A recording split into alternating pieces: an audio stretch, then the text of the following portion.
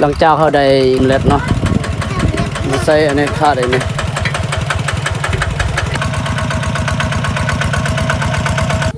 แล้วนี่พอดี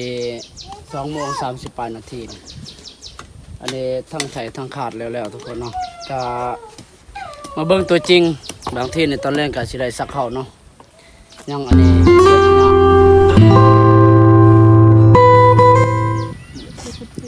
หลังจากวิทย์เฮาได้อันนี้ไอ้ชายเพิ่นได้ไทยแล้วเนาะแล้วก็สิลงอันนี้ขาดหน้าอีกเนี่ยเอารถไทยหรือว่ารถเดินตามนี่แหละเนาะน้องชายเพิ่นลงขาดไปก่อนก็แล้วมื้อเช้านี่เอาสบายดีพี่น้องเนาะสบายดี FC เบิร์ดสุคนผู้ติดตามบ่ว่าคนเก่าเจ้าใหม่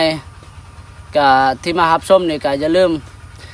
กดติดตามกดไลค์กดแชร์นะเด้อพี่น้องเพื่อเป็นกำลังใจเนาะ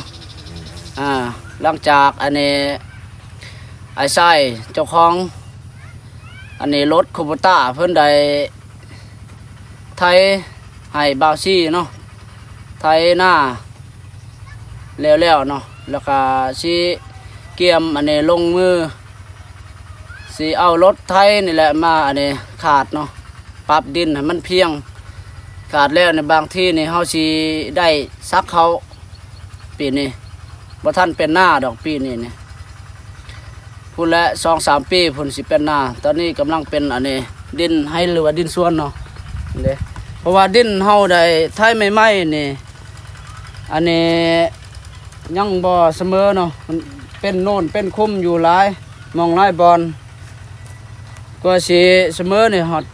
2-3 ปีพุ่นแหละทุกคนเอ้ยเนาะ สิลงอันนี้ขาดอีกทุกคนเอ้ยหลังจาก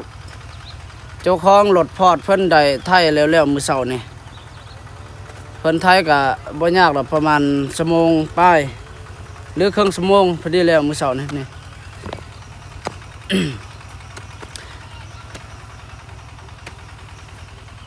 งบบ่พอก็ประมาณส่ำนี้แหละทุกคนเอ้ยปีนี้อิงตามเฮามีเงินไทยนั่นแหละอิงตามเฮามีงบบ่พอก็ส่ำนี้ปีหน้าปีในได้หาเงินก็สิบุกเบิกใหม่อีกนี่ดินนี่ยังเป็นอันนี้ดินป้าอยู่ตัวท่านเป็นอันนี้หน้าเนาะ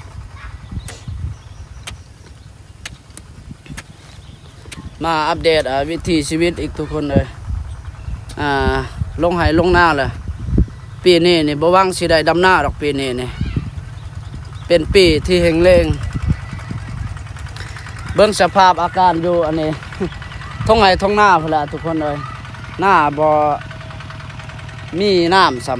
ำแห่งแรงทุกคน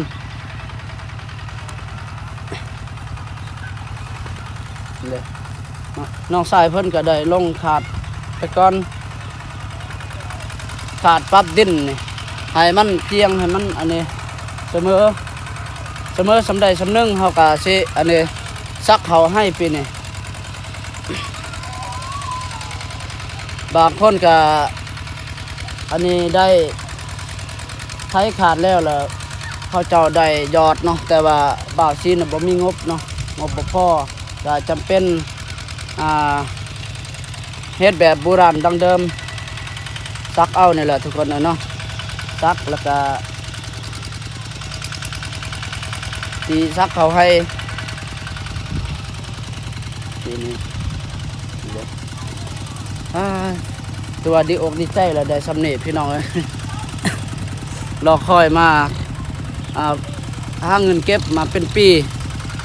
ก็ได้บุกเบิกเดือนหน้าปีนี้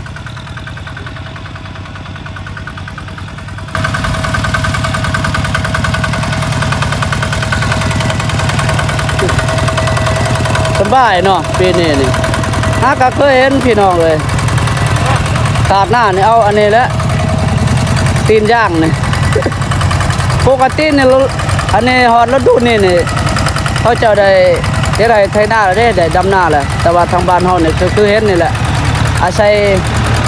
จังซี่เนาะเรายังแรงทุกคนเลยปีนี้ ส สิบ่ได้เฮ็ดหน้าดอกปีนี้นี่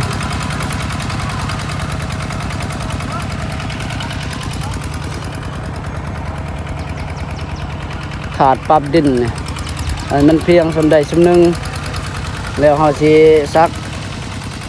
เขาให้ปีนี้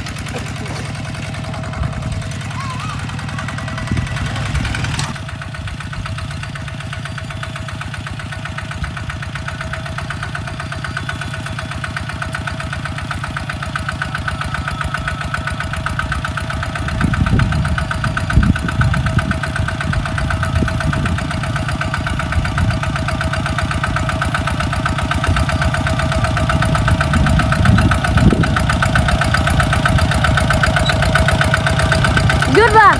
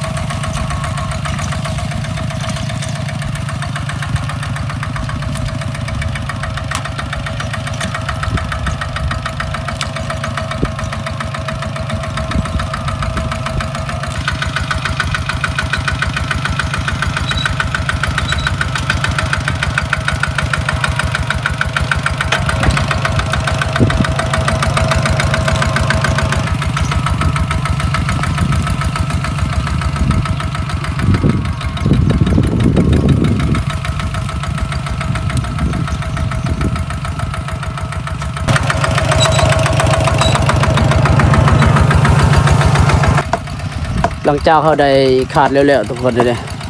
ก็เอารถไทยเดินตามนี่แหละเขาขาดเนาะขาดแล้วก็พากันไทยแล้วก็สิขาดอีกทุกคนเพราะว่าอันนี้ดินที่เขาเจาะแม่ละที่เขาเจาะไทยมันก็มีห้ามมีบอลข้ามเนาะนึงมากแล้วก็อันนี้หญ้ากระไรอยู่นี่เด้ก็เลยจำเป็นต้องอันนี้ขาดก้อนแล้วก็ไทยแล้วก็ขาดเนาะหลังจากนั้นเราก็สิได้ซักเขาคนละเนาะบ่ฮู้ว่าสิถึกหรือบ่สูตรนี่พี่น้องเอ้ยเนาะ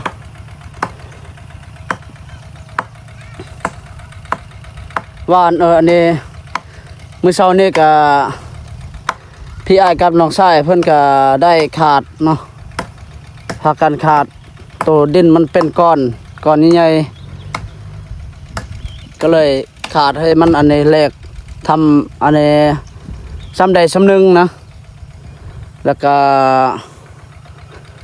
สีไทยอีกให้มันสบายนะเปลี่ยนกันทุกคนเลยแดดขนาดนี่บาซี่ก็ห้าก็ได้ไทย4-5 รอบนะอากาศก็โคตรร้อนเลยหลังจากเราได้ขาดแล้วเนาะแล้วก็ได้ไทยอีกให้มันแล้วมื้อนี้นะเพราะว่ามื้ออื่นนี่บางที่นี่สิได้ซักเข้ามือนี่มื้อนี้นี่คุมคนขาดแล้วก็คุมไทยเนาะให้มันแล้ว ถ้าเลิกแล้วก็สิขาดอีกทุกคนเลยบ่ฮู้ว่าสิถูกหรือบ่สูตรนี่ทุกคนเอาวิธีสูตรที่บางคนก็เคยผ่านเนาะประสบการณ์ได้ดุดไทยหน้าบาซีนหากะคนแรกเนาะปีนี้สำหรับบาซีนก็เป็นคนแรกที่ได้บุกเบิกดินให้กลายเป็นดินนาเนาะหรือว่าดินป่ากลายเป็นดินนาปีนี้ที่เฮ็ด 2-3 ปีพุ่นแหละกว่าสิเป็นหน้าเนาะเพราะว่าดินนี่ก็อันนี้ยังเป็นโนนเป็นคุ้มอยู่กว่าสิปรับเนาะมันบ่ง่ายทุกคนเลยคุ้มมื้อนี้ แล้วมื้อนี้นี่เบิ่งตัวจริงมื้ออื่นนี่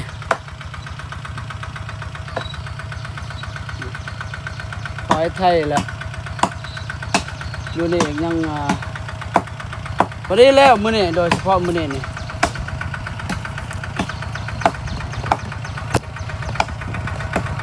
คนขาดหน้าเปลี่ยนจากอันนี้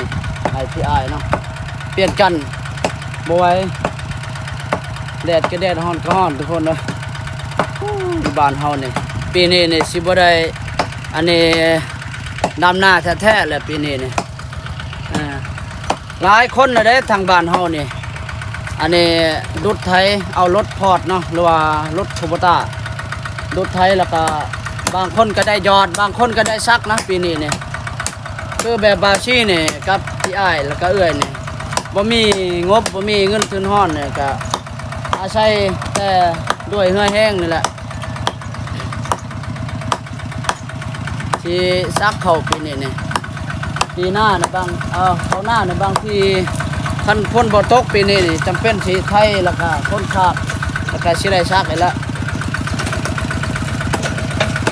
บ่ได้ดำดอกเบิ่งตามเบิ่งปีนี้ขอการรับจ้างซื้อเขากินแหละปีนี้นี่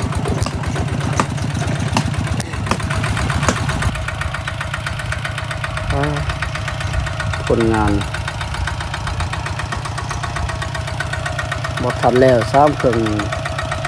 ยังอีกเรื่องนี้อีกพอดีตอนแรกพุ่นละสิได้ขาด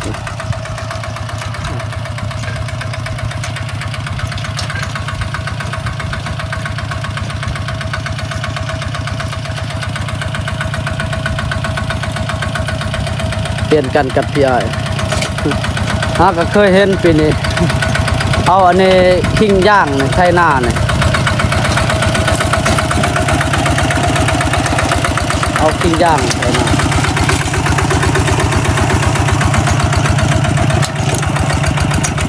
เยอะสบายปีนี้นี่บ่เหยียบต้มบ่ลิ้นต้มปีนี้นี่ลิ้นแต่ขี้พุ่นขี้ไงปีนี้นี่ ไก่สิแล้วทุกคนไก่สิแล้วไทยแล้วเนาะนี่ยังเบื้องสุดท้ายทุกคนเนาะ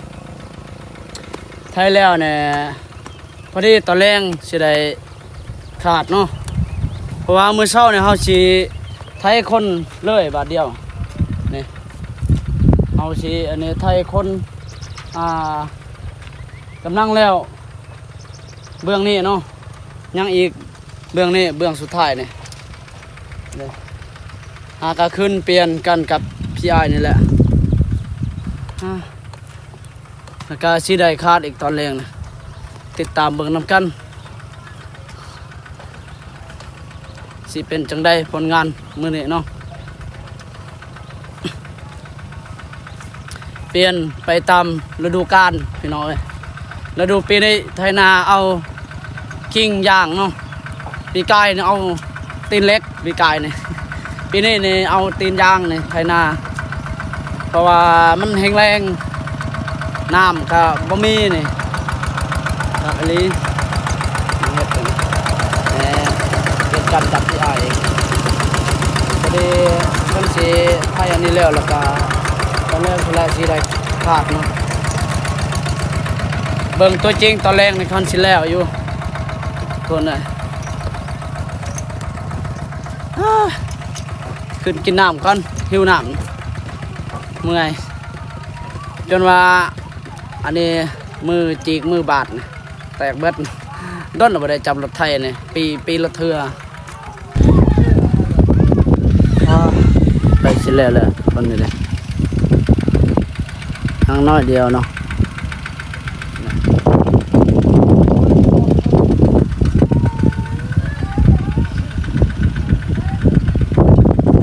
หลังจากเขาไทยเลยกันน่าจะประมาณนี้แหละบางที่นี่ตอนแรกนี่สิได้ขาดเนาะอันแรกแล้วก็สิซักเขาเลยตามมันทันนะทุกคนเนาะแต่ว่ามันทันก็สิซักเขามื้อนี้บ่ทันก็มื้ออื่นมาเบิ่งตัวจริงนี่แหละยังสิขาดอีกมันเล็ดเนาะมาใส่อันนี้ขาดอีกนี่ทันมื้อเช้านี่ขาดแล้วมื้อเช้านี่พอดีตอนแรกนี่สิได้อันนี้ซักเขาเลยนี่คือขาดแน่นอนเนาะแม่นบ่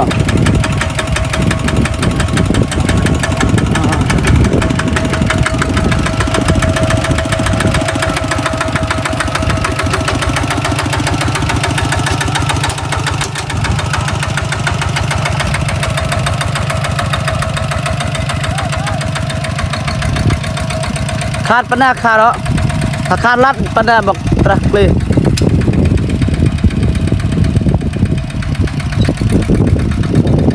คอยขาดอะไร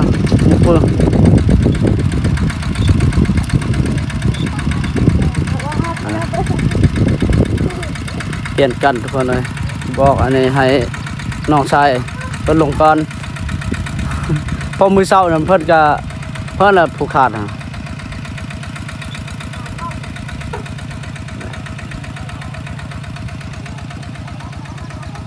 บัตรไทยนี่อันนี้พี่อายกับบ่าวซีไทยนี่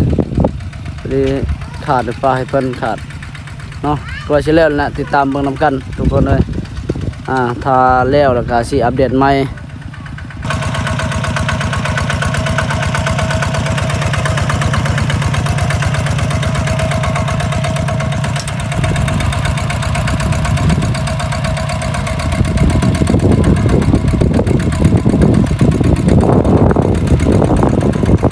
ข้าวอิเลปี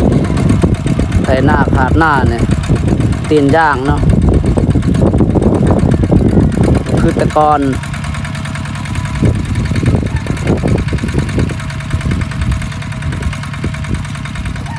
เทวดาหรือลึกพิโลโพดเนาะตีนนี่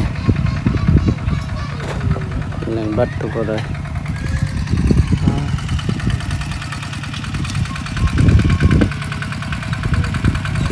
ประมาณสมองปลายนี่แล้วโยเป็นขาด